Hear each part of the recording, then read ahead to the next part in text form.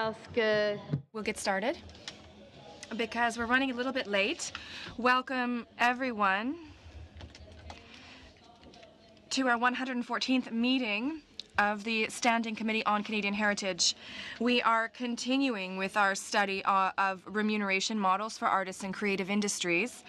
We have with us today, I don't know if we have all of our witnesses with us, so I don't think Artistie is here yet. Is that right? Okay. So we have with us Solange Drouin, Vice President from the Association québécoise de l'industrie du disque, du spectacle et de la vidéo, ADISC. okay. And from the Songwriters Association, we have Greg Johnson and Damnate Doyle. So what we will do, since Artistie isn't here yet, they can join us as we go along. Peut-être si on peut commencer avec l'Association québécoise de l'industrie du disque, du spectacle et de la vidéo. So let's start with ADISC. Good morning. Good morning, and thank you for the invitation to testify before the committee today. My name is Solange Drouin. I am the Vice President of Public Affairs and Executive Director of ADISC. I'm speaking today on behalf of roughly 250 independent business owners, sound producers, video and show producers, artist managers, and so on and so forth, who are responsible for 95% of Francophone content in the country. The independent industrial structure that characterizes Canadian Francophone musical production saw the light of day 40 years ago and is unique in the world.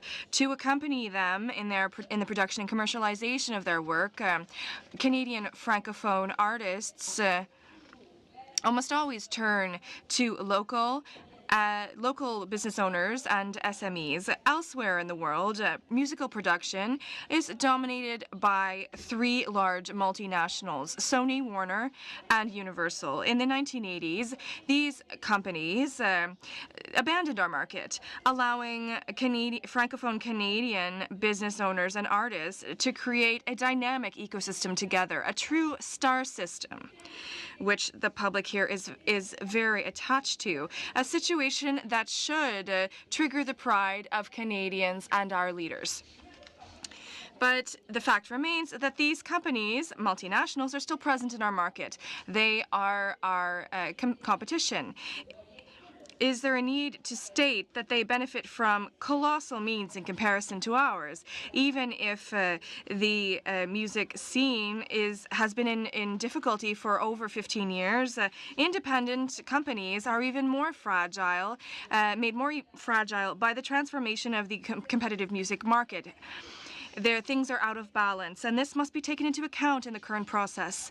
We invite you to participate in a reflection on the models of remuneration for artists and creators in the context of the copyright legislation. Currently, essentially, the remuneration of creators and Canadian musical content stems from a combination of revenue and royalties stemming from the use of sound recordings and shows. For these two components to be optimized, the professional entourage of the artist devotes all of their energy to effectively commercializing the work. Legislators must ensure that the legislation is as efficient as possible. Without use, there is no revenue, but when there is use, without efficient legislation, there isn't sufficient revenue. In terms of the remuneration of creators of musical content, the Copyright Act is a pillar. It is an economic act which produces concrete effects for all creators of Canadian content.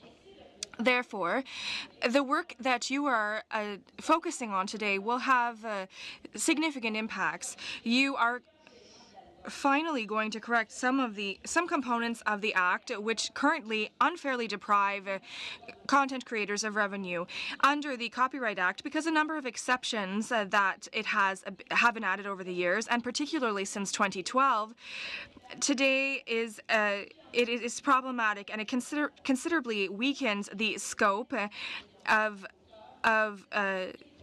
rights holders and causes harm to them. And this is incomprehensible in a country like Canada, and it is imperative to put an end to it immediately. We need to set a good example. We are in agreement with a number of the proposals of amendments tabled by previous amendments, like Music Canada and the private copy plan, CIMA, and others. And unexhaustively, I will address three of them. First of all, you must eliminate the exemption once and for all, the exemption for royalty payments on the first $1.25 million of radio revenues so that Canadian content creators stop subsidizing these businesses, which are still very profitable today. Next, you must amend the definition of sound recording so that artists and producers can receive royalties that they are due when their work is incorporated into audiovisual soundtracks. And finally, you must urgently amend the private copy regime that you have heard about so that it applies to all types of devices used by music consumers to copy music. For example, smartphones, tablets, and Mr. Macron could talk to you about this because France is doing a lot on this file. The changes made to technologies are at the heart of the discussions surrounding the current review. It is clear that the Act must be in step with the current music use practices, and they are currently not. But an Act that is in step with consumer practices is not one that sticks to the most recent tools or trends. It risks not anticipating changes. On the contrary, it must aim for the greatest technological neutrality possible. New technologies are tools that are offered to all actors in the music ecosystem, from the creator to the consumer, passing through the professional entourage. Hello, ladies. But regardless of the tools used, the acts of each of them must remain unchanged. The author creates a good song, then there's promotion of that, and then radio listen to it. These are not tools that will save creators. The blockchain technology, for example, could perhaps allow them to collect royalties differently stemming from the use of their work. Would this tool be more high performance than what is already available? It merits discussion, but a certainty remains. Without a robust law that protects the works and ensures that the royalties stemming from their use optimizes the redistribution tools, will not improve the position of creators. The Copyright Act must be in step with international standards. No one ignores the difficulties being experienced by music, but the scope of losses should be highlighted. In Quebec, since 2004, sales of physical sound recordings have dropped by 72%. These sales of digital works have never compensated for this drop, and they have dropped by 42% since 2013. For most, streaming allows for a modest return to growth, but you must welcome this news with caution and lucidity. A handful of artists, international stars listened to massively around the world, benefit from streaming. On these services, Adisc estimates today that 30 million listens are necessary to ensure the success of an album. Yet last year, the average Quebec artist who reached this threshold the closest was listened to 8 million times, and this was an Anglophone music group which called Half Moon Run, which was listened to outside of the province. Cultural diversity is a dear principle in Canada. Content creators, authors, artists, and producers are the pillars of this cultural diversity. When they are not able to live from their art, they are directly threatened. That is the case today. Happily, you were able to breathe new life into a crucial tool to allow for the durability of Canadian musical production. I hope you have understood that it is urgent to take action. In 2016, Adisc stated that the music industry was at a turning point. 2 years later, unfortunately, we are approaching the point of no return. We need to turn things around, and quickly. Thank you. Welcome to Annie Morin and Sophie Préjean from Artistie. Do you need a bit of time, or can you do your presentation right away? Inaudible for the interpreter. Absolutely. So if you would like to go ahead, thank you very much.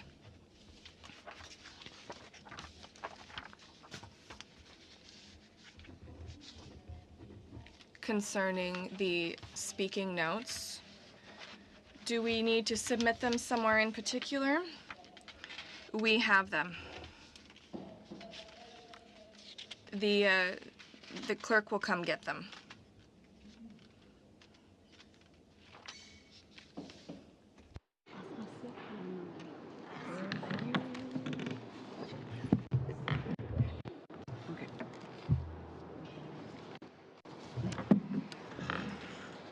Go. Mesdames, Messieurs les députés, un mot sur nous. Ladies and gentlemen, a bit of information about us. Artistie is an artist collective society created by the Union des Artistes in 1997. It is the collective copyright management society for French-speaking performers in the field of sound recording. Allow us to say that the Copyright Act is one of the most effective tools we have to ensure the remuneration of artists and to share the wealth that their creations generate. That said, the Act has not changed much over the years. Many of its provisions are now out of step with the context in which artists work, particularly performers. We are proposing 6 recommendations that are intended to make the law fairer and more in tune with reality. Annie. Our first recommendation is to extend the private copying regime to all digital audio support and recording devices that make the copying of music possible, not just blank CDs, as is the case today. In the same vein, there should be financial compensation for exceptions that allow for reproduction on devices or later use. There should be use, regardless of the support used. To give you an order of the magnitude, not so long ago, private copy royalties accounted for more than 50% of Canadian royalties paid by Artistie, opposed to 7% in 2017. Our second recommendation is to reinstate the provision requiring broadcasters to pay a tariff when a collecting society can issue them a license to use for some reproductions. And this even if there are exceptions that could apply. Subsection 39(6) of the Act, which related to this provision, was repealed, unfortunately, in 2012. This has contributed to dramatically reducing the fees paid by commercial radio to performers. The rules in place clearly do not meet the requirements of the triple test imposed by international treaties. Artistie is asking the legislator to correct the situation and to introduce the paragraph in question into the Act. Our third recommendation: treat performances incorporated in music videos as musical performances and not as cinematographic performances. Currently, once a performer authorizes the incorporation of his or her performance into a cinematographic work, including a video clip, he or she automatically waives his or her copyright for that use. For example, a performer whose performance is captured on video and is also audio recorded may only exercise copyright or receive equitable remuneration when his or her sound performance is dissociated from the video. Yet, a video clip is neither more nor less than a song with images. No song, no video. I do not know anyone who watches a YouTube music video of a song on mute. That person is watching the song. In such a case, depriving the artist of his or her right is absurd. The international community recognized so in 2012 when it adopted the Beijing Treaty on Audiovisual Performances. And it should be applied to all artists, and this is our fourth request. The definition of sound recording must be changed so that the songs used in movies or TV shows are also covered by fair remuneration. The definition of sound recording which is contained in the Act, is problematic since it excludes soundtracks of cinematographic works broadcast at the same time as the film. In concrete terms, this means that performers whose already recorded musical performances are integrated into a film do not benefit from the rights and royalties of fair remuneration provided for in the Act. In 2012, the legislator recognized the same rights for performers in the sound recording industry as those of the authors. It is therefore difficult to understand that discrimination still exists. Fifth, it is necessary to find means of compensating performers for the use of their performances on the internet. Quebec artists know very well that the revenues from the streaming of their work are ridiculously low, even for their most popular songs. The problem is twofold. Firstly, revenues for non-interactive and semi-interactive webcasting are subject to a derisory tariff set by the Copyright Board. This tariff is almost 11 times lower than the one in effect in the United States for the same period. Secondly, revenues for webcasts of on-demand music content such as Spotify or Apple Music are subject to contractual arrangements between artists and producers that provide for the recovery of production's costs before the payment of royalties to artists. Given the small sums generated by album sales as well as webcasting on demand, performers too often find themselves deprived of royalties from this commercial exploitation of their performances. Our recommendation has two components. First of all, guidelines should be incorporated into the law so that the tariffs of the Copyright Board align with those that apply to our neighbors to the south or respect agreements between users and collectives.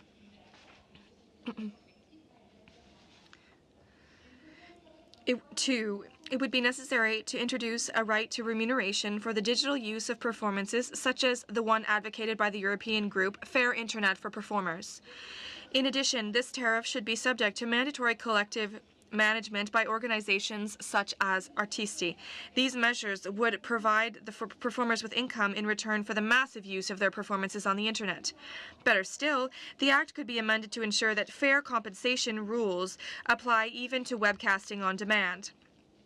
The royalties for this equitable remuneration would be paid half to the performers and half to the producers of sound recordings, as is currently the case for radio royalties. Finally, our last recommendation is very simple. It is time to abolish the exemption that allows broadcasters to evade the obligation of paying fair compensation royalties on the first $1.25 million of their annual advertising revenues. This exemption, adopted in 1997, was intended to be transitional and temporary. It responded to a particular context which no longer exists. 20 years later, the abolition of this measure is urgent. The exemption is all the more unfair since it applies only to performers and producers of sound recordings, but not to authors. I will conclude by asking a question. Why do we find it so hard to recognize the value of the performer when talking about music? Current practices do not adequately recognize the performer's contribution and risk-taking. The artist also invests in a very personal way. They spend hundreds, if not thousands, of hours developing their talent. Their investment and their contribution must be fully recognized. Our laws must support artists who have to deal with the cultural industry giants because, as I often say and repeat, there is no culture without the artist. Thank you. Thank you. To Mr. McKay from Resound Music Licensing Company, please. Thank you. My name is Ian McKay, and I'm the president of Resound Music Licensing Company. Thank you for the opportunity to address the committee today on this critical issue. This is something I'm particularly passionate about, having worked in the music industry for 25 years as an artist lawyer at record companies and now in my present role. Remuneration models for artists must adequately incentivize and compensate creators if you want those creators to continue to create. As the very talented and Juno Award-winning artist William Prince said, and I'm paraphrasing here, if you want me to build you a house, I have to have a reasonable expectation I'm going to be paid. As you've heard from many others, the Canadian recorded music industry has experienced significant disruption, shifting from an economy of dollars to one of pennies. There are critical changes needed to address outdated and unnecessary subsidies and exemptions that are unfairly preventing creators from receiving fair compensation for their work. So where does Resound fit into this? Well, you've heard from other witnesses about equitable remuneration. Luc Fortin, the president of the Quebec Musicians Guild, told you in his testimony that this revenue stream is now the most significant that Canadian performers have under the Copyright Act in terms of income. Resound is the organization which collects and distributes equitable remuneration in Canada on behalf of more than 621,000 artists and sound recording owners who we represent directly through our member organizations Artisti, who's here today, along with RACS, MROC, Connect, and SOPROC, as well as through bilateral agreements with international collective societies.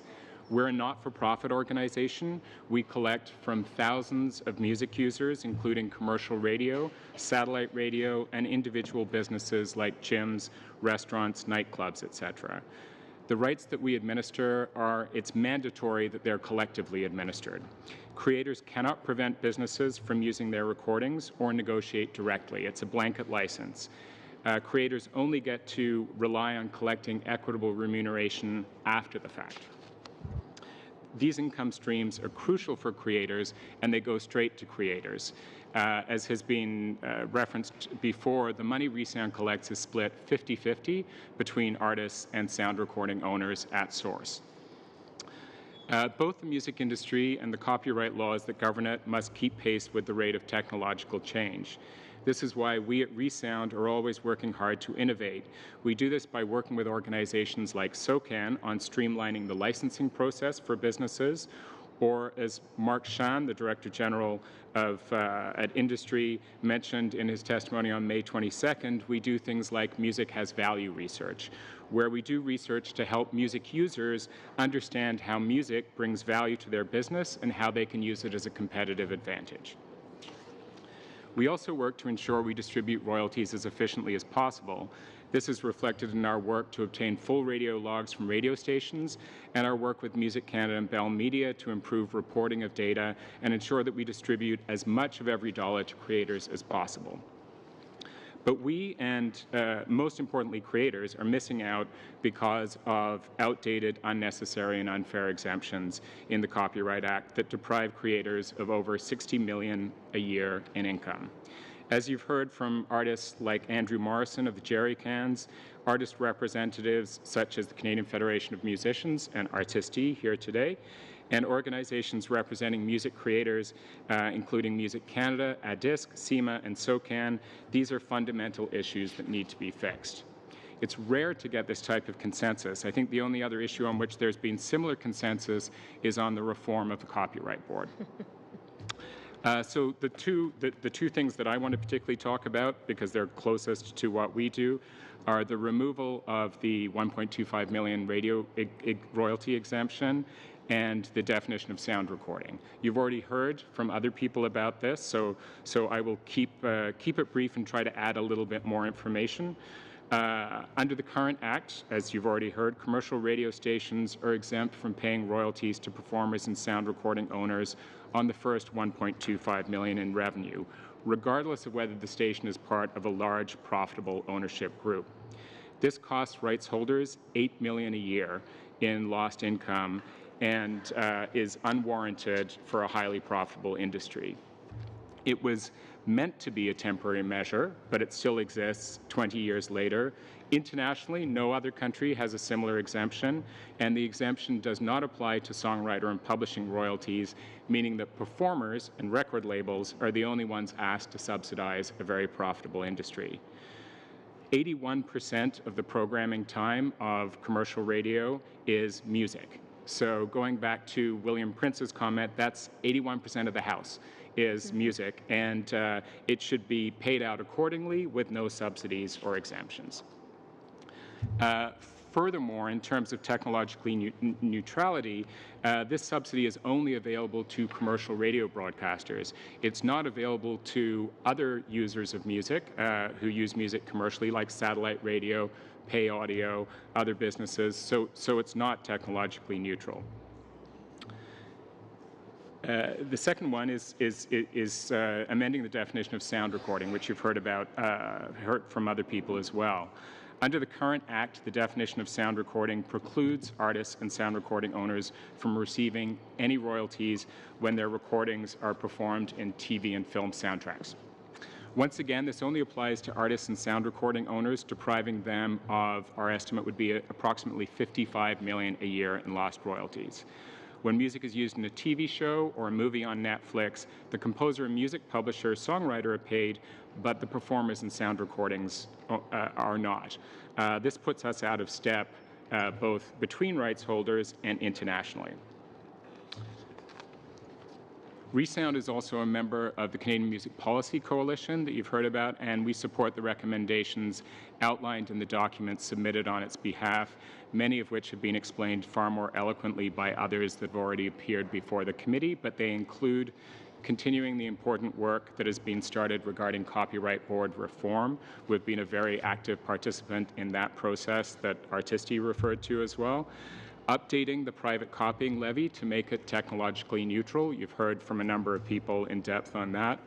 Extending the term of copyright for authors from 50 to 70 years. You heard very eloquently from SOCAN on that. And closing the charitable exemption loophole created by Section 3223, which once again Gilles Daigle of SOCAN brought forward on June 5th. These, along with eliminating the $1.25 million exemption and fixing the sound recording definition, would make a profound difference for Canadian creators and bring us up to international standards. Thank you for your time today. Look forward to any questions. Thank you. And for our final presentation, we're turning to the Songwriters Association of Canada with Mr. Johnson and Ms. Doyle. Good morning, Madam Chair, members and the committee. My name is Greg Johnston, and I'm the president of the Songwriters Association of Canada. On behalf of the SAC, I'd like to express our thanks for the invitation and opportunity to appear before this committee. In addition, we would like to applaud the committee's effort to hear directly from creators. The SAC is a registered national arts organization with approximately 1,200 members dedicated to educating, assisting, and representing Canadian songwriters. We exist to nurture, develop, and protect the creative, business, and legal interests of music creators in Canada and around the world by pursuing the right to benefit from and receive fair compensation for use of their work, the advancement of the craft and enterprise of songwriting, and the development of activities which allow members to reach out and enjoy the sense of community shared by creators. Our volunteer board of directors is made up of professional songwriters from across the country. Diversity and regional representation are priorities when selecting the board's slate of directors. It should be noted that the SAC is a signatory to Sounding Like a Broken Record, Principled Copyright Recommendations from the Music Industry, a document prepared by members of the Canadian Music Policy Coalition. This document has been presented to Minister Mélanie Joly and the Department of Canadian Heritage. It is our opinion that these recommendations put forth are actionable and would directly benefit creators. I'm a multi-instrumentalist session musician. I'm a record producer. I'm a songwriter. I am an audiovisual composer. I am also an entrepreneur, a small business owner, a taxpayer, a volunteer, a husband and a father of 2 teenage musicians. I'm not a lobbyist, a copyright expert, or a lawyer, although there's a few on our board of directors. I'm also anonymous, like so many of my colleagues. We're the middle class of the music creator community, and quite simply put, 2 decades of disruptive technologies have left my community facing very difficult realities. The way songwriters are remunerated for use of their works deserves special consideration here. We are paid per purchase, per stream, per public performance, which makes strong regulatory environments crucial to our financial success. As individuals, our voices are rarely heard, which is why we rely and support collective management to represent our community's interests.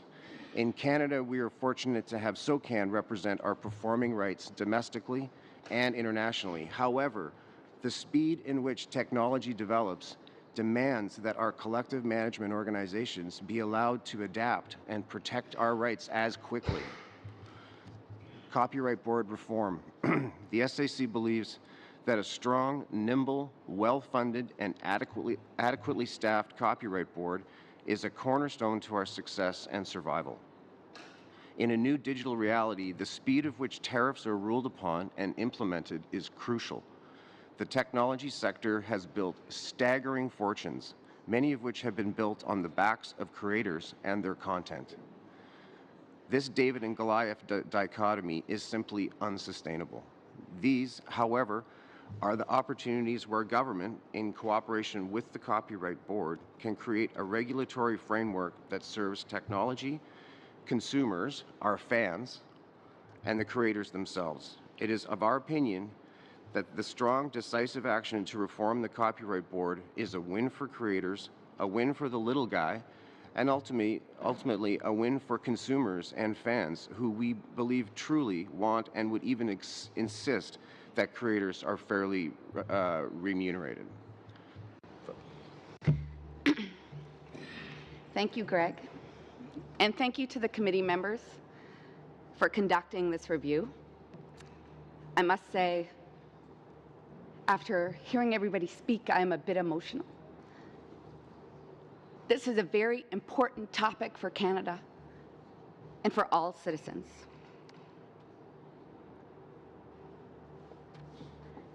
My name is Davina Doyle. I'm the Vice President of the Songwriters Association of Canada. I have been in this industry for 25 years, and I have only seen the standard of living decrease. For those of us who have chosen to make this our profession. And it is that, a profession, a highly skilled trade. We get up in the morning, get our kids off to school, and go to work just like you do. We create the content for radio stations to play on your drive to work, for the DJ to play at your daughter's wedding, for your favorite album that you stream off the internet when you have a dinner party. When you signed on to this job, and thank you very much for being here today, you negotiated your salary, your health benefits, and your vacation days. If you were told, I'm sorry, there's some issues going on with the government, you are not going to be paid, would you still be here today? How would you pay your mortgage, your health care, your child care?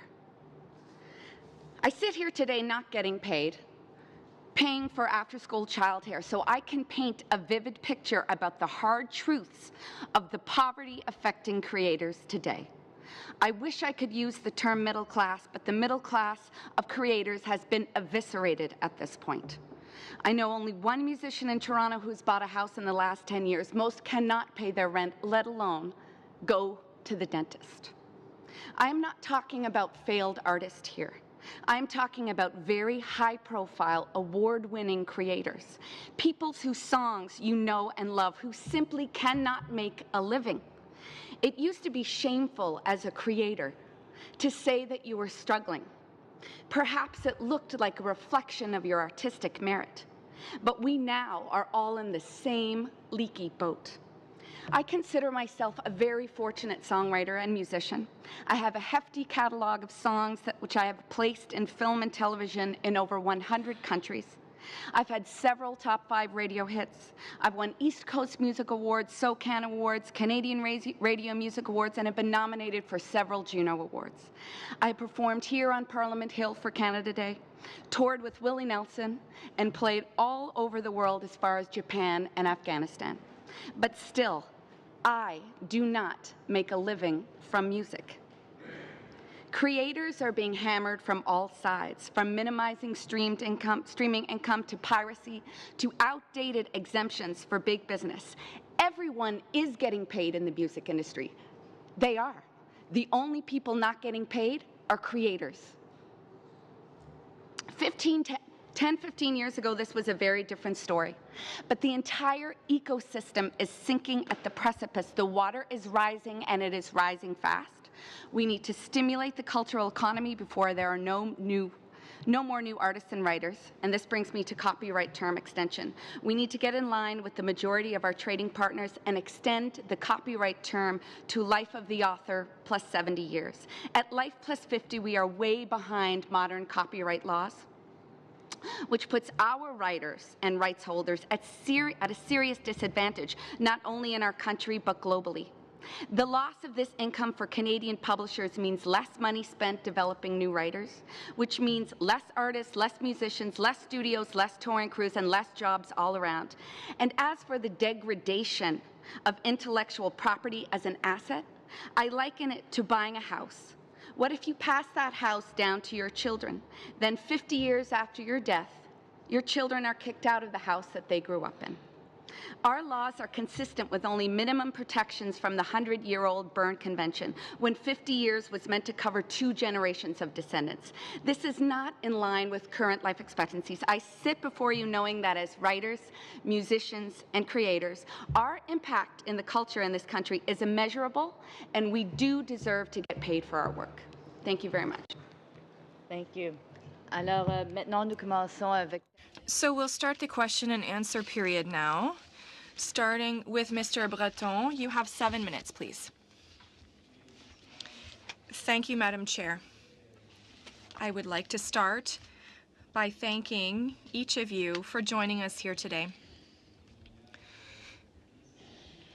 They're for your very heartfelt testimony, and thank you for making all of the recommendations you have made. They're very important during our review.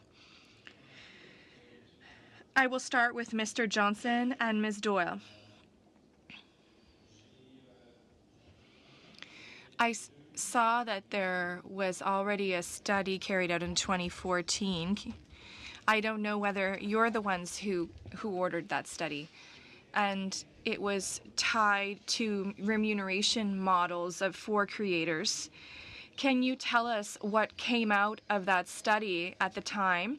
And 4 years later, well, are there differences in the situation? And if so, could you please tell us about them? I'm not actually quite certain what specific study you're referring to about in 2014.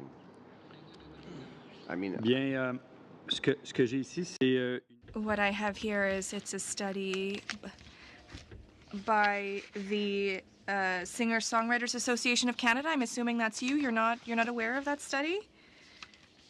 That's...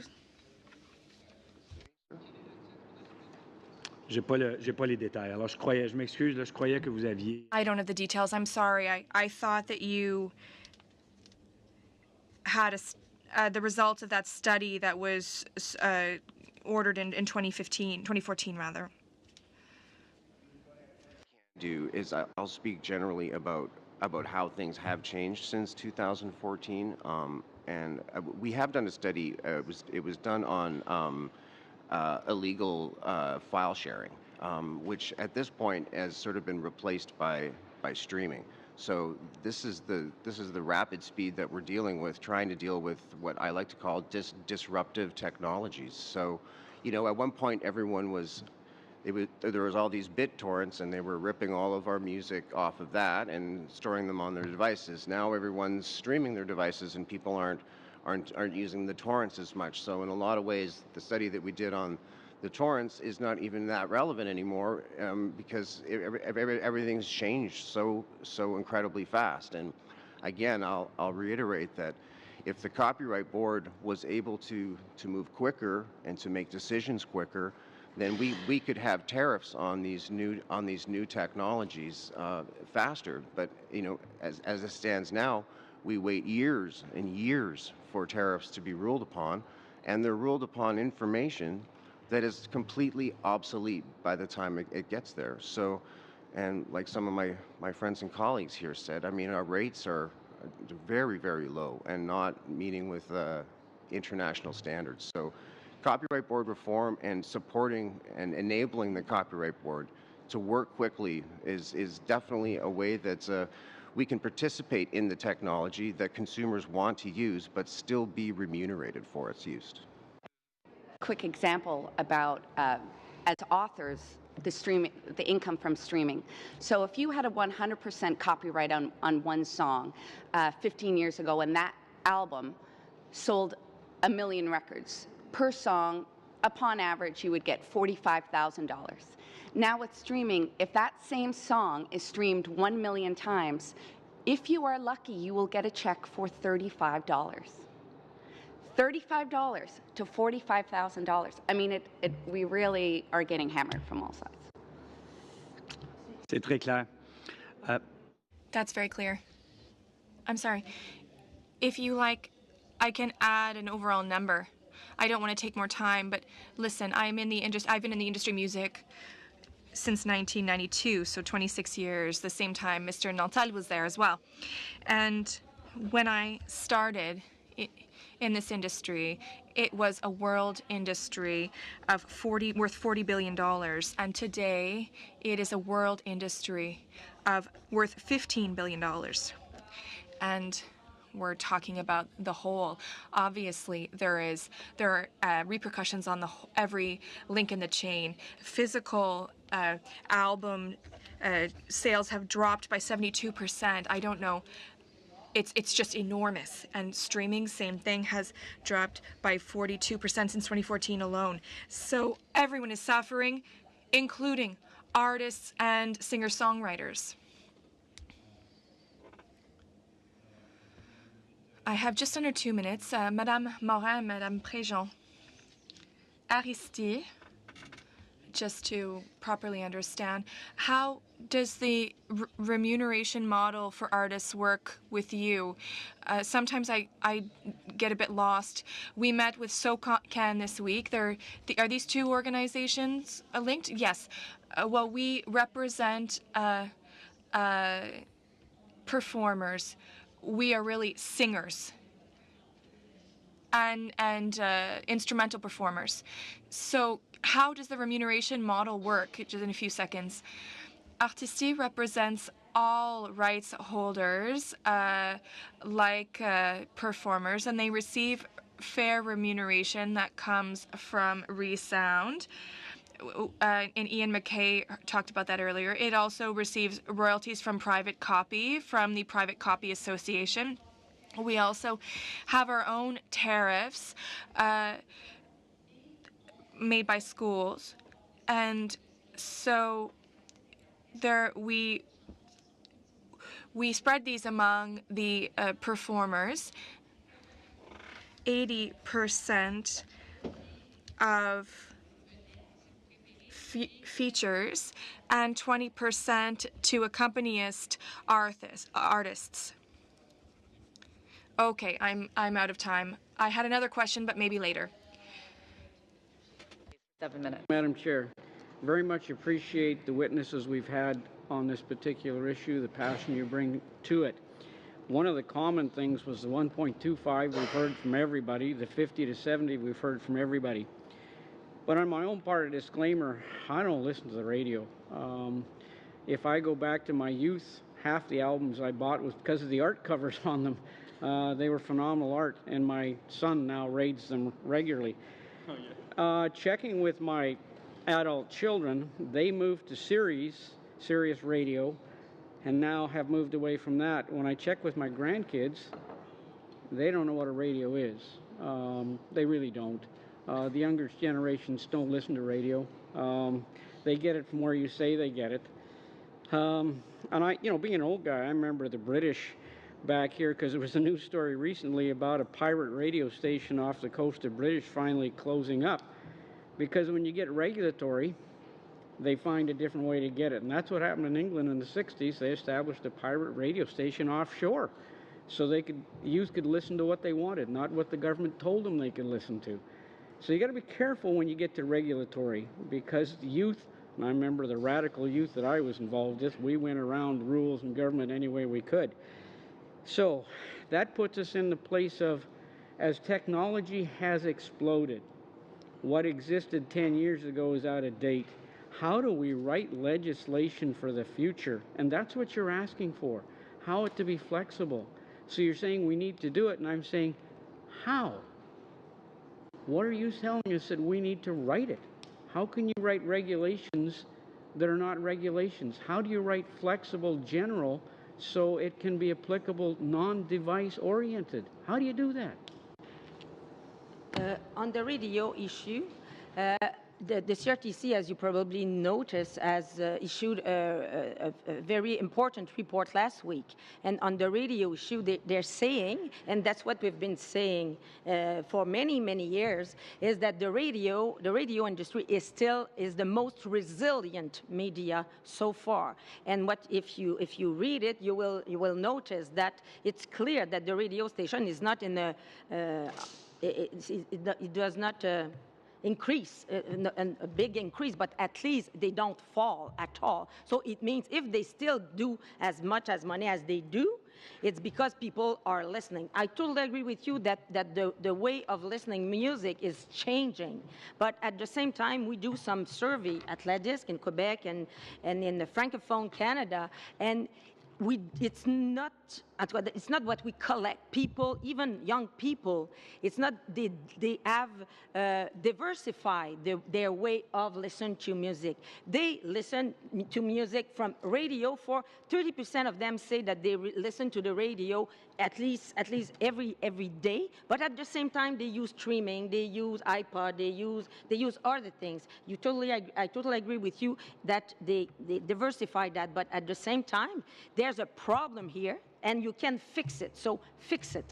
And at the same time, there's another problem, and what we have been asking you is that to have as much as possible an act that is technologically neutral.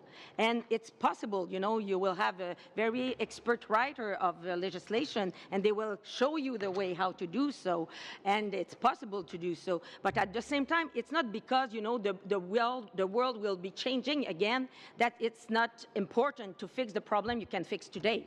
And that's why on this 1.25 million exemption, it is a problem since the beginning, I would say. I was there in 1997 and 98 when this exemption was put in place, and when we had the neighboring right regime put in place, hopefully. But it was at that time it makes sense because the radio industry was in a bad position at that time, 95, 96, it was true. So they had, and at least let's be crude. We had to have that bill passed, and it was a deal with the radio industry. Let's say that we will give you an exemption, okay? But now this exemption is no longer important, and we have to get rid of it. So you can do it. Do it. For the future, we'll tell you how to write the act to be neutral, technology neutral, and it's totally feasible to do so. Thank you. I can just add to that. Just in terms of radio, I would totally agree with Solange that radio has proved to be much more resilient than people thought it would be. In 1997, at the time that neighboring rights was brought in, they said that radio was in trouble, radio was on the way out. The total industry profits for radio in 1997 were $3.6 million. In 2016, the total industry profits were $440 million. So it's actually an industry that's getting a lot more profitable. There's been a lot of consolidation. 82% of radio is now in the hands of 10 radio groups. In 1997, it was only 50% that was in the hands of 10 radio groups. So radio does continue to be remarkably resilient in the face of other forms. So I think it is something we still need to address. In terms of technological neutrality, I think things you've heard from myself and other people in terms of changing the definition of sound recording. That's about neutrality in terms of as people consume more and more recorded music through audio-visual media, And I think Artisti explained that very well, that you have a visual image, but you're listening to the music. They should be compensated for that if that's the way that people are listening to it in the future. So we need to fix that definition to make the consumption of music technologically neutral. And on private copying, it's the same thing. Private copying is now tied to old devices and should be applied across where everybody is copying today and in the future. You actually to the end of your time, Mr. Shields. Thank you, Madam. Alors maintenant nous allons Monsieur. And now we'll move on to Mr. Nantel for 7 minutes. Thank you, Madam Chair. And thank you to all of the witnesses. I think your testimony was very eloquent, and I think that the most eloquent of all and the most essential was that of Ms. Doyle. It really moved me. A reality that I've spent about 7 years of my political life on, and I think that I don't doubt the good will of everyone here, but we're at the Canadian Heritage Committee, and when an artist says that she's no longer able to live from her work,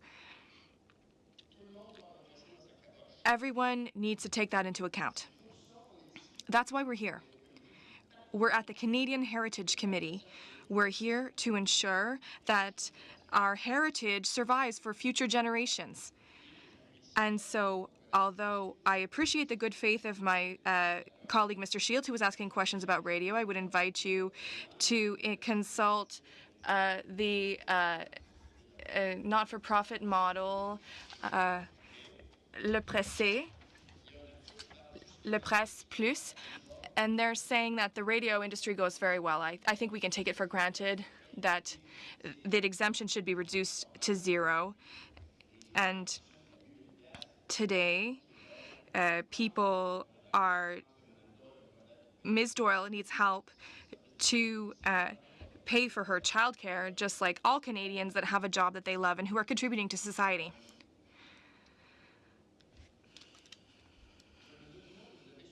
The document that you submitted in coalition is a testament to its value because everyone knows it. Everyone agrees on the major points.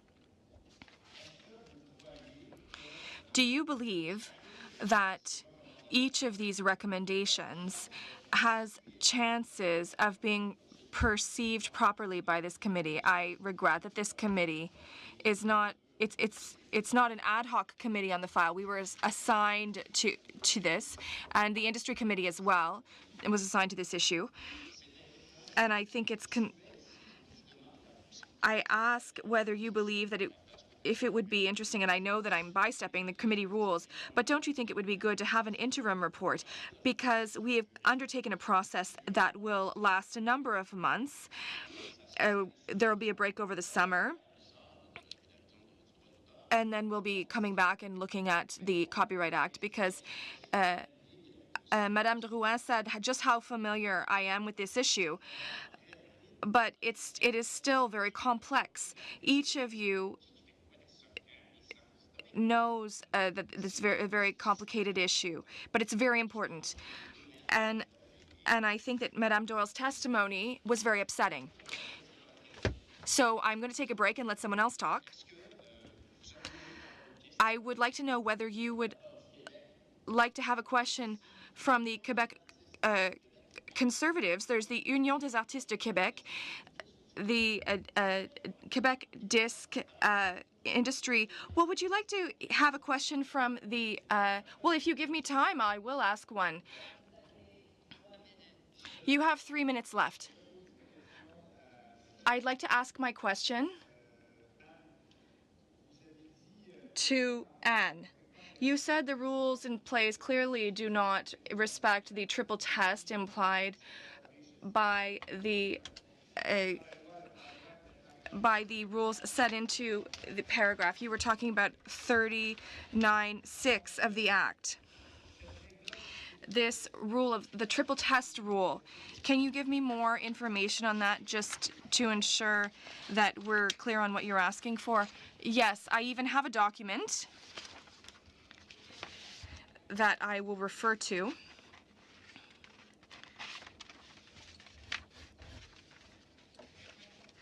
Here we go. So it's a test that sets out three things. That when exceptions are introduced into the Act, they must be limited to certain specific cases. In 2012, there were a number of exceptions introduced into the Act, so it's not limited to special cases. If there are 40 exceptions that are introduced, there are not 40 special situations. It cannot harm the normal use of the work or the Copyright Act, and it cannot cause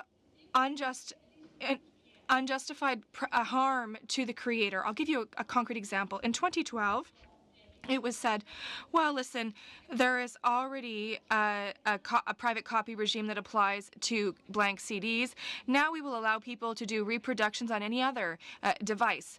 But from the moment that that was allowed, we found there was no financial compensation set out to balance that decision. And there was unfair harm created against creators because those copies have a value. If they didn't, people wouldn't do them. So creators need to be able to benefit from these copies. All of those components of the triple test were recently subject to a study by Mihai Fixar, who is an expert recognized around the world on copyright and who focused on Canadian exceptions that were introduced in the Act in relation to educational exceptions, everything concerning literary works. And he concluded that it did not meet the requirements of the triple test. And this massive introduction of exceptions that was made in the Copyright Act means that the international community is questioning a lot about Canada.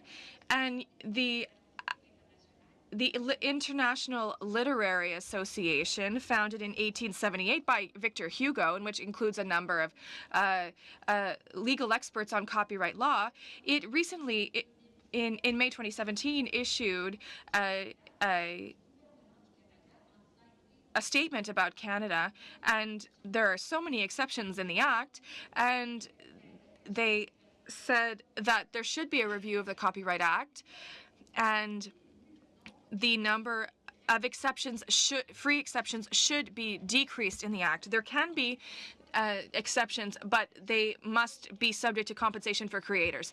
For those of you who are interested, I have, in the number of copies requested, the statement by this organization. Thank you very much. I think it's over. Yes. Well, and if not, inaudible for the interpreter. The study by the specialist, can you submit it to the committee?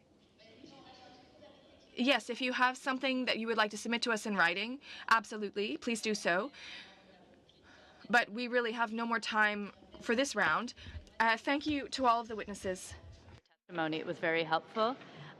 We will be suspending briefly while we change over for the minister to appear. Thank you.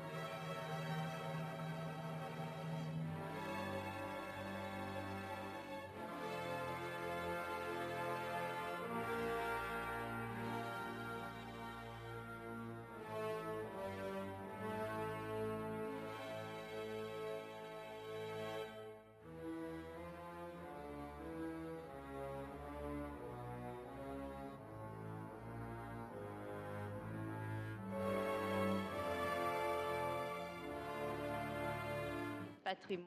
Welcome to the Standing Committee on Canadian Heritage. We're very happy to have you with us. Thank you. It's a pleasure to be here today. So, if you would like to start your presentation, thank you. Good morning, everyone. Madam Chair, colleagues, thank you for inviting me once again to speak to you. I am accompanied by the Deputy Minister of Canadian Heritage, Mr. Graham Flack, and the Associate Deputy Minister, Ms. Guylaine Roy, and the Chief Financial Officer of the Department, Mr. Andrew Francis. I want to congratulate you for the high quality of your work and to thank you for having launched in April a study on models of remuneration for artists and creators in the context of copyright law. Your advice will be very important to us on this essential work to ensure that our artists are paid fairly for their work. It's a pleasure to speak to you today about some planned expenditures for Canadian Heritage and its portfolio agencies in the 2018-2019 main estimates. Because, of course, that is why I am here today. I would like to take a moment to highlight an important announcement that the Minister of Innovation and I made earlier this week. On June 5th, our government announced the process for reviewing the Broadcasting Act, the Telecommunications Act, and the Radio Communications Act. Our creative industries are a massive economic driver, and they employ hundreds of thousands of Canadians.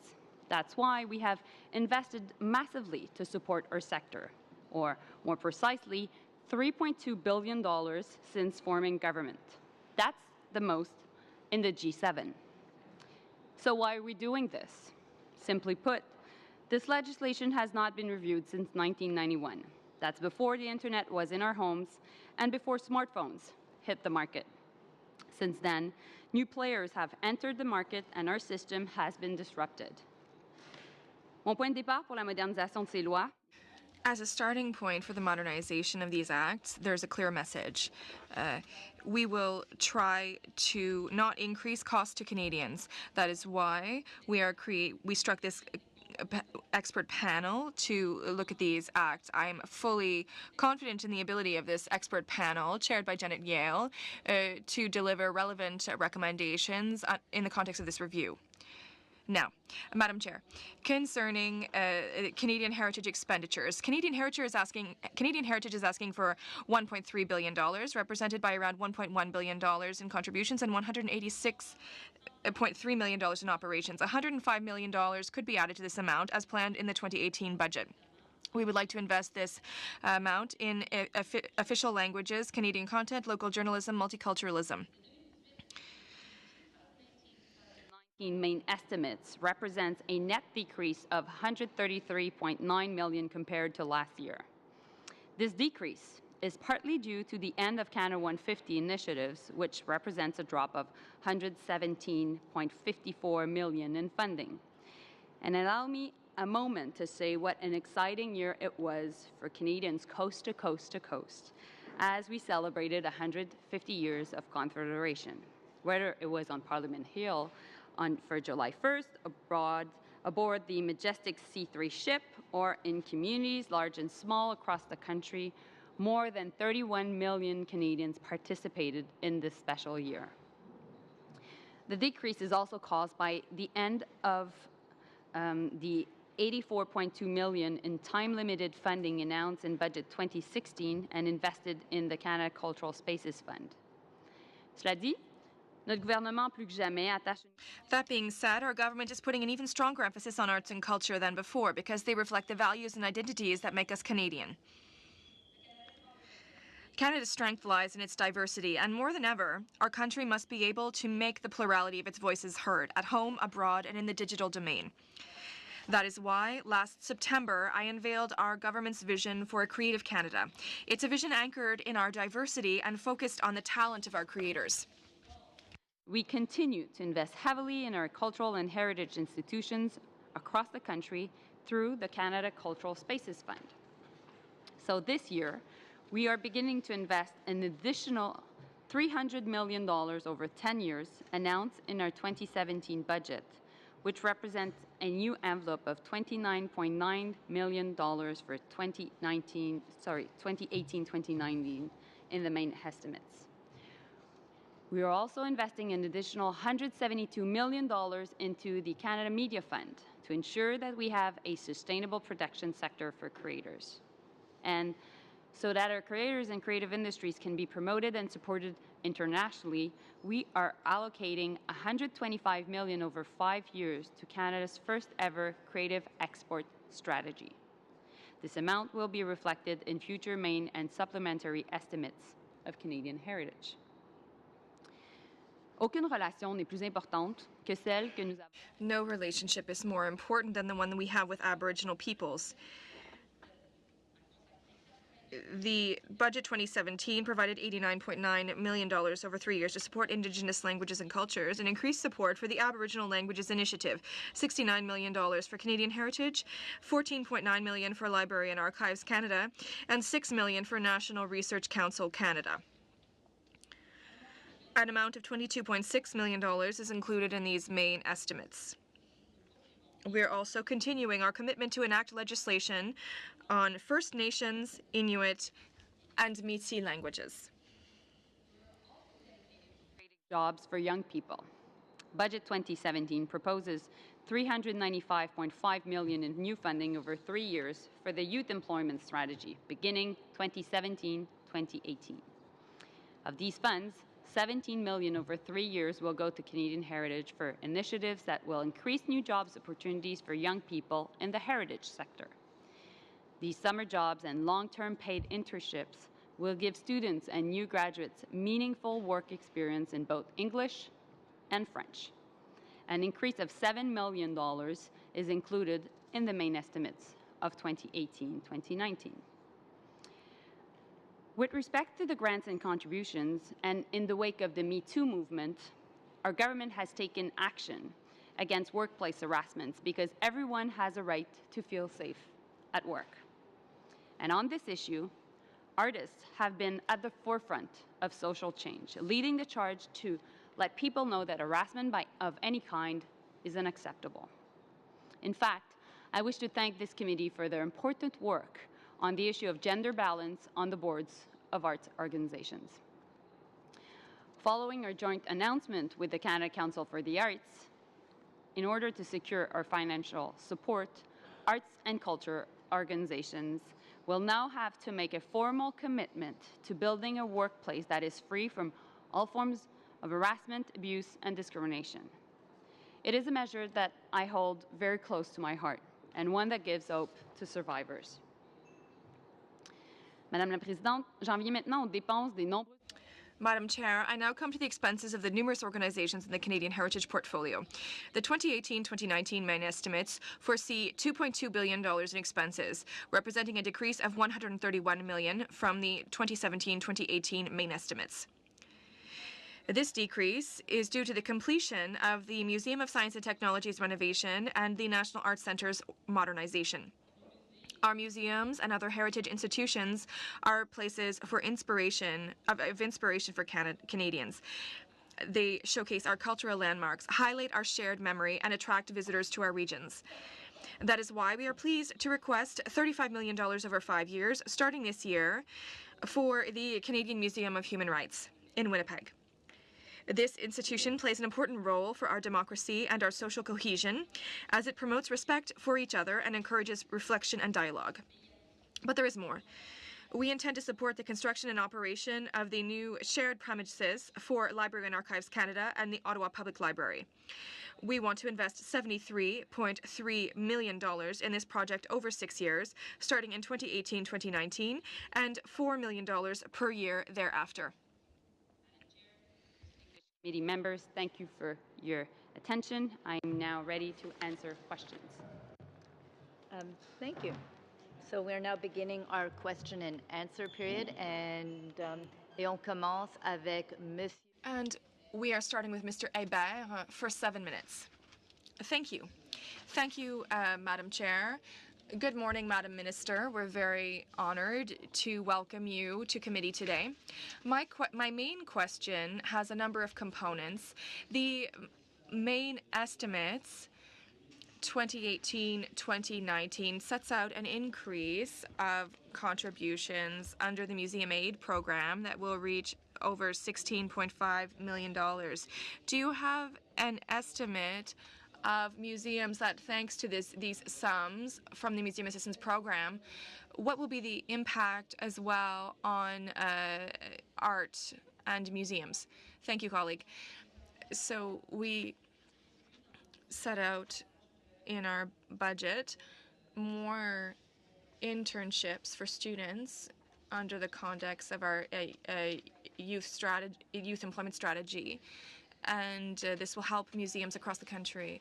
Of course, we also invested massively in infrastructure. As I said earlier, $30 million, additional $30 million a year on a budget that was $25 million to start out. So now we have $55 million to invest in cultural infrastructures, including museum infrastructure. And we also reinvested massively in national museums, whether it were in terms of infrastructure or also in deferred tax payments. And as I said in my speech, the Canadian Museum of Human Rights in Winnipeg had a budget increase that will greatly help the museum operations because there was a debt that had existed for a number of years that the museum was carrying, and it will be paid back because we've invested $35 million in the museum. Thank you. And now, the 2018-2018 forecast for spending at Canadian Heritage is lower than it was in 2017-2018 and 2016-2017, but some spending was noticed. For 2018-2019, 29.9 additional million in funding was for the Cultural Spaces Fund. Why did you think it was a good idea to add to the Canada Spaces Fund for cultural, and what will be the benefit to Canadians? Thank you for the question, colleague. First of all, you know our government decided to invest massively in infrastructure because we believe that by investing in infrastructure, we can not only meet the needs of Canadians by having access to better infrastructure, but also create a strong economy that will have positive spin-off across the board. In the context of all the infrastructure investments, we have cultural infrastructure investors, as I said, $30 million of additional funding every year to create a base of $55 million a year over 10 years. And what I set out in tie to our cultural policy that we announced last September, I decided that part of the funding would be in support of creative hubs across the country. In Quebec, for example, there's the SAT, or in Toronto, there's Artscape Launchpad, or in Vancouver. Now, in the context of infrastructure funding that we have funded over the last 2 years, whether it's the Inuit Gallery in Winnipeg, the Go Space in Vancouver, Arvida Theatre in the magnificent Saguenay-Lac-Saint-Jean region, or the René Lévesque Museum in the Gaspé Peninsula. They are all examples of cultural infrastructure that we were able to fund through our new sum budget.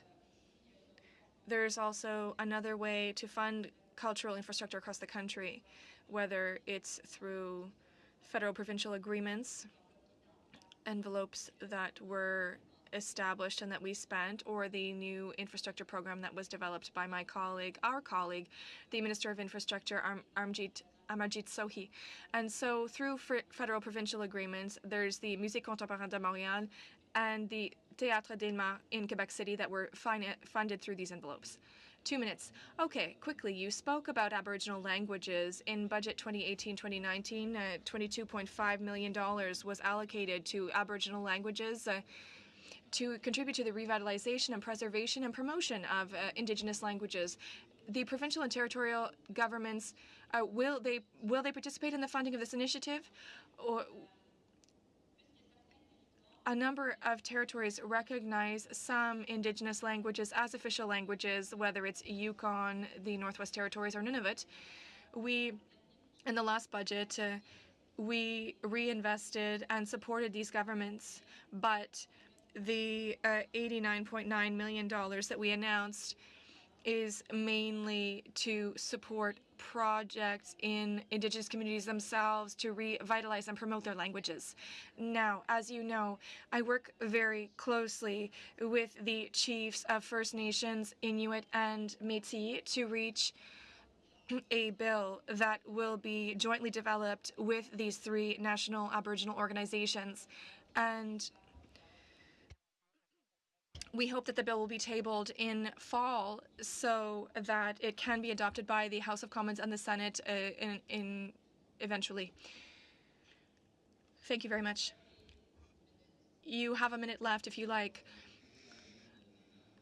Still along the lines of the Indigenous languages, the increase that you talked about, is that a permanent or a temporary increase?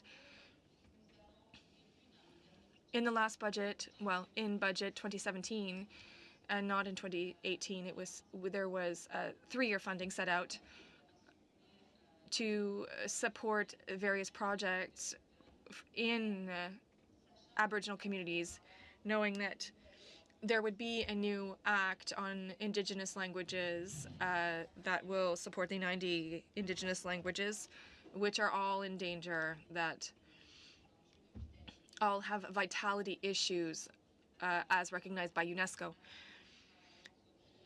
And we are working on transitional funding. The $89.9 million is transitional funding, and then we hope to adopt a new bill that will be the model to support the languages. We already announced that as a basic principle for this bill, we will recognize Indigenous languages as being tied to Section 35 of the Constitution, so recognize that they are a right. Okay, we need to stop there. And now Mr. Clark has the floor. You have 7 minutes. Thank you, Madam Chair. Good morning, Madame Joly.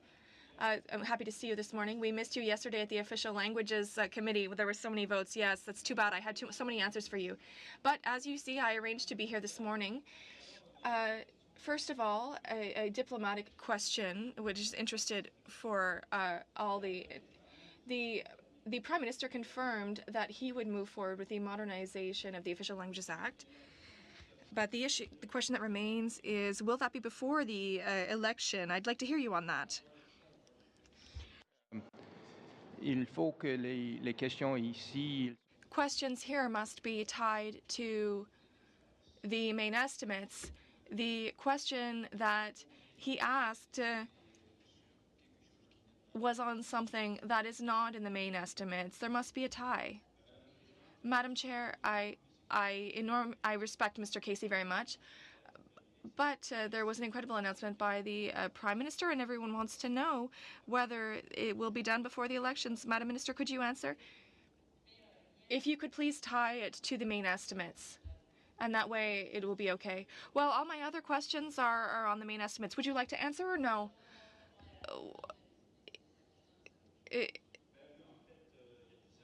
A number of sections in Section 5, well, there's not detailed enough for judges to grant positive measures that require federal spending.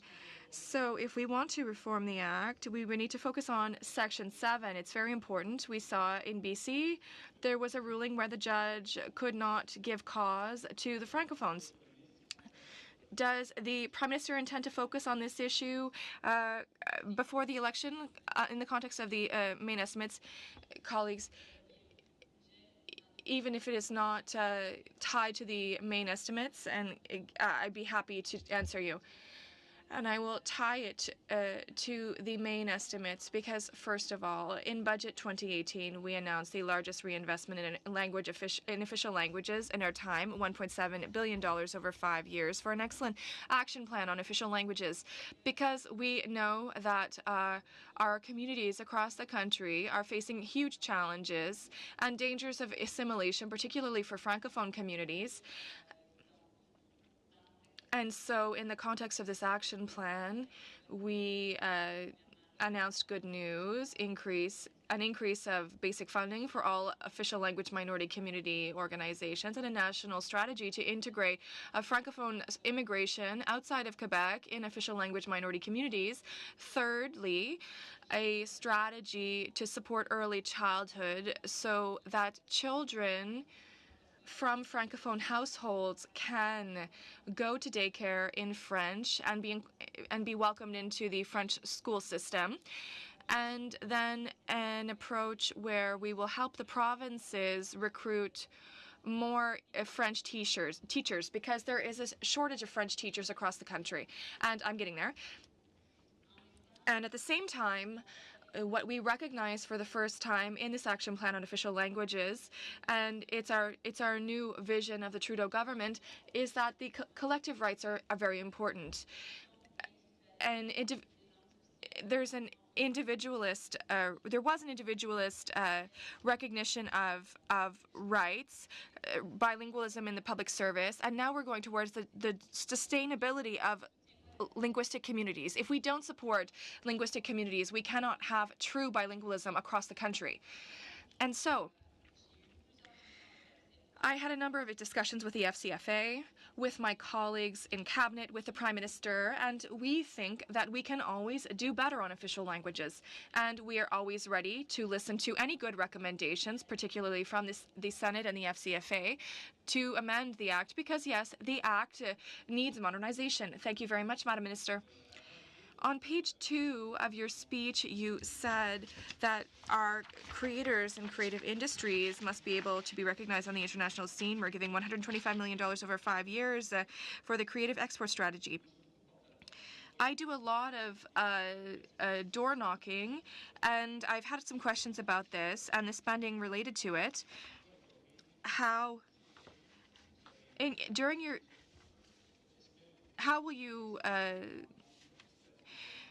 did your meeting in Korea help contribute to this plan? Mr. Clark, I'll be very frank. Your former government, the Harper government, massively cut in arts and culture. In all cultural export programs, I will remind you, and I know there are a number of representatives of the artistic community here today, there were protests in 2008 in Quebec City in particular when these cuts were made, in addition to massively affecting and making our Radio-Canada more vulnerable. Drawing inspiration from better countries around the world like Korea, France, and others, because unlike the Conservatives, we believe in the importance of the cultural sector as a vector of identity, and also one for the protection of the French language, but more than that, it's also an economic vector. And the cultural sector represents $55 billion in this country, 630,000 jobs. And we also know that we need to develop new programs that will have beneficial impacts, because there are thousands of jobs that are tied to them. And I have the opportunity to announce this creative export strategy in the coming months. I had the opportunity to meet with the minister in South Korea. What will we be doing? What he said is that essentially 20 years ago, Korea decided to invest in a cultural export strategy, and now, given that those investments, this country has become a cultural and entertainment giant, and it is a much smaller country than, in terms of population, than China or in Asia. They have been able to distinguish themselves and seek out a large market share.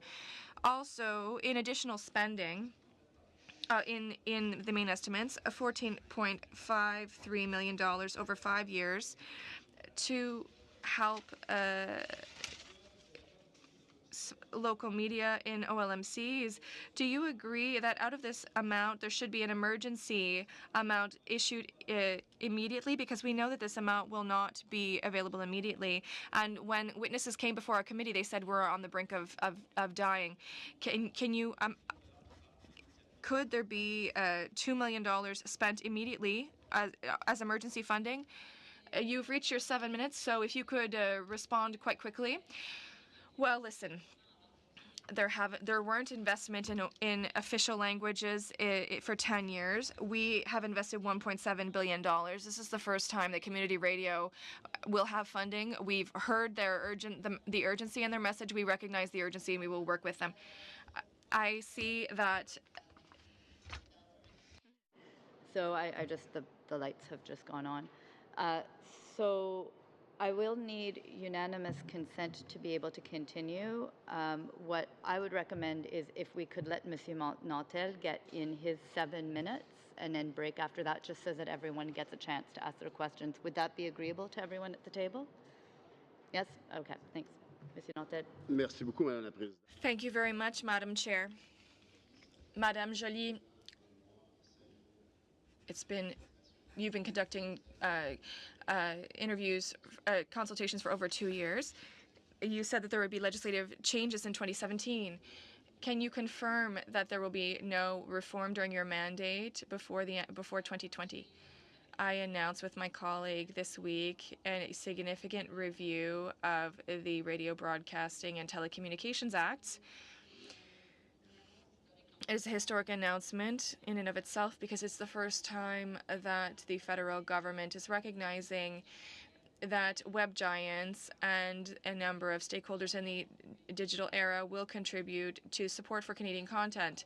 If we look generally speaking, the first Radio Broadcasting Act took 7 years to be created. Radio broadcasting and telecommunications represent a system worth $66 billion, hundreds of thousands of jobs. And so necessarily, we want to draft a good act that will be able to have positive spin-off and that seeks to do 4 things. Review the mandate of CBC Radio-Canada because its mandate is in the Radio Broadcasting Act. Review the mandate of the CRTC and then support local news because there are requirements that they must meet under. So we have an excellent committee, a committee that includes experts, Monique Simard, Peter Grant, who wrote a book on radio broadcasting, and also Janet Yale. And they're very high quality experts, that is certain, but it is pitiful, and I would like to establish that if it is possible to give answers that are roughly the same length as the answer, because I don't want to flood my time. Mr. Trudel, for me, what is important is to give you as much information as possible so that my colleagues and everyone around the table can truly have how could I say, a full overview of the situation. I thank you very much. We heard you on this recently, but I would like to say is that I think it is absolutely pitiful that you are holding the cultural milieu hostage because you talked about the Conservatives in 2008 and they were looking for an emergency exit. And today they know very well that you I have listened to what the CRTC said, and it revealed that what the entire cultural sector should transmit, and then you are pushing it back, pushing back any action to after your election. It's Machiavellic. And is there a question in there? Well, could you please get to a question? Mr. Trudel, I think that you are wearing rose-tinted glasses. Oh, yes? Because when we talk to stakeholders in the sector, first of all, I know that there is impatience. I am impatient myself. But what they are recognizing is that, unlike your party, we had such a good election platform on reinvestment. We invested $3.2 billion by doubling the Canada Council for the Arts' budget. Madame Joly, please. Please. The interpreter regrets that she can only interpret one person at a time. Could I just take a break? I need to be able to hear one or the other. Okay, I will ask a question. Thank you, Madam Chair. You want to change the rules of the game, and in 2016, you said to the Globe and Mail, I think that the current model is broken. For many years, politicians were scared of managing these difficult issues, but I don't know why it was done. Are you now part of those people who are not making changes? Point of order, Madam Chair. There needs to be a link between the main estimates and the question. We've gone beyond that now. Okay, I am alluding to page 2 of the main estimates, contribution to support the Canada Media Fund, which the government has committed to. It is unfortunate that you're so cynical, colleague, because I like to work with you and I respect your work greatly. We went to Europe together and we realized together while meeting other European stakeholders that how complex the issue was, and so complex that you don't do anything for 8 years. And they have been working on the issue for 6 years in Europe, and in 2.5 years we have filled the coffers of cultural institutions, but we've launched a number of consultations that will yield results in 2 to 3 years and will yield legislation that will last for 10 years and beyond. But that being said, the issue of the media fund is very relevant because we want to ensure that our producers can have access to proper funding to create content.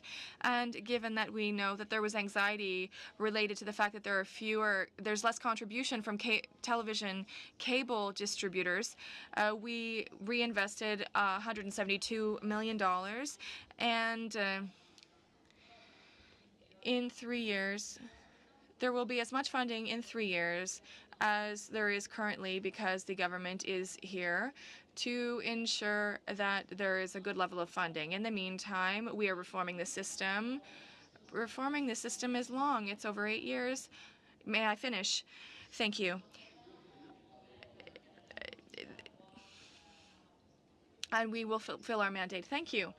So you appeared before the Senate on Tuesday, and you defended your inaction, saying that currently no jurisdiction in the world has made an amendment to the Radio Broadcasting Act to meet the requirements of the digital era. And we are also watching what is happening overseas. You know that that is false. The French president is here. I would invite you to ask him whether he has not made any changes. Given that we need an independent expert, you can't share false information either. I would like my deputy minister to respond to the question about the reform. There were measures taken in other countries, but in terms of changes to the legislation, to date, there were examples where changes were proposed, but the implementation has not yet occurred. Oh, that's funny, because in France, there is something pending at the European Commission about Netflix and other entities, but have been contributing for quite a while now. Mr. Nantel, those were your 7 minutes. Sorry.